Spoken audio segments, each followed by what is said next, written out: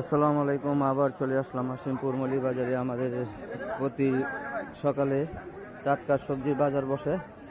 টাটকা সবজি আজকে আমাদের বাজারে খুব, আমাদের ভাই দেখেন খুব মিষ্টি কুমড়া কানতেছে। আমরা শুভ ভাই দেখেন মিষ্টি হবে নাকি শুভ ভাই?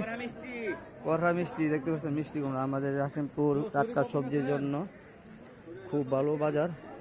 আমাদের হোসেন ভাই টাটকা সবজি নিয়ে বসে আছে, আপনারা কিনতে পারেন।